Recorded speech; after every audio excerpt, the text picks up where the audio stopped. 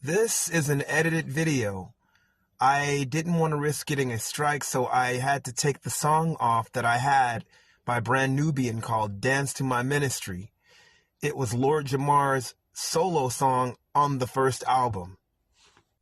Listening to that, how could you say Lord Jamar is whack? Fat Joe, you are tripping. Seriously, dude. Yeah, you can't even talk, man. He could wrap circles around you any day. Lord Jamar has been very outspoken when it comes to FBA culture and our innovations when it comes to hip-hop, and Fat Joe hasn't been too happy about that, to the point where he not only dissed Lord Jamar, but he dissed our ethnic background. That is not cool. When you talk about foundational Black Americans, we are talking about a specific ethnic group, not a cult, not some just contrived group. It's an ethnic background. This guy cannot talk. I've heard he had people write stuff for him.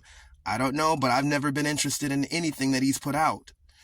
Lord Jamar has been very outspoken when it came to what he has to say. And Brand Nubian, all of the cats that are in that group always had some cool rhyme styles. They always, had their own styles, wordplay, everything. And they were all strong together. And that's what made them all stand out, not only individually, but together. Very strong group. So I don't know why Fat Joe is even trying to go there and create some kind of divide with that.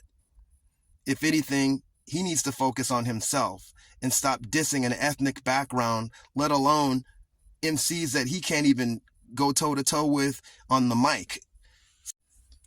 For those that don't know, foundational Black American is a specific way of describing Black American lineage from those who descended of those who were enslaved. The descendants of freedmen, our original Black American identity when it comes to our lineage. The fact that we are speaking on our innovations in hip-hop, we should have been doing a long time ago with jazz, blues, rock and roll, country, and a lot of other of our innovations.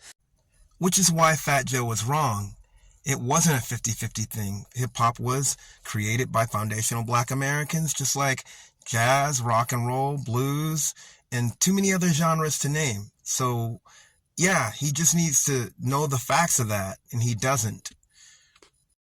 Many of us of FBA lineage are not tolerating this anymore. We are not going to be edged out of our own creations and inventions, let alone our innovations and our effects, and then get the negative of people basically talking down to us.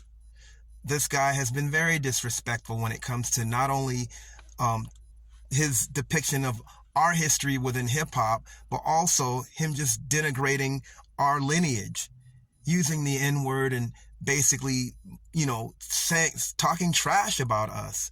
That's not cool, man, and I'm not tolerating that.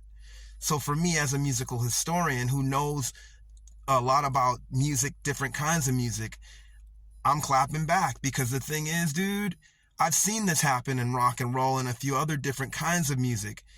And now we're being very outspoken when it comes to basically our creative innovations, inventions of what we've done and accomplished. We've shared so much to the point where cats just think it's just their own in that sense. Like, where it's just like they don't even care about the origins because we've kind of humbly taken a back seat. Well, this is a new day and age because we've been jack-wrenched out of a lot of things within our own creations, let alone shoot, look at FBA history, man. For all of you guys that don't know, it's happened too many times, not just in music, but in other areas of activity. And this day and age, we're saying no more. We're stating our place and stake in what we've done, but also at the same time, being proud of our accomplishments and not just taking what everybody else is saying about us that's negative. So yeah, dude, it is a historical fact that hip-hop came out of foundational Black American culture. It's an original Black American invention. There is nothing to refute that. Hip-hop was born out of the soul and funk movement, pioneered and popularized by foundational Black Americans in the 60s and 70s. But even before that, there are cultural roots that are components to hip-hop even till this day. Whether it be the vernacular of Black Americans, which has a lot to do with terms like rapping and even the term hip-hop itself, and a lot of different lingos, to things like the Black Panther movement, the Five Percenters, and even groups like the Black Spades that definitely were inspired by the Black Panthers and many who were Five Percenters, who were an offshoot of the Nation of Islam.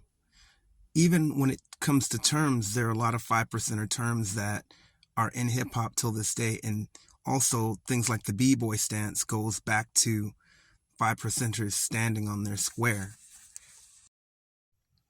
Hip-hop is another example of foundational Black American innovation and creativity and its long-standing global influence. Shouts to Tariq Nasheed for making the movie Microphone Check, which features many of those who were at the very beginning of the origins of hip-hop. Also shouts to the YouTubers such as Truth Savior, Hip Hop Historian, Boostetto, and The Culture Starts in 71. In case you've not checked their YouTubes out, check that out. Some really good resources when it comes to this subject.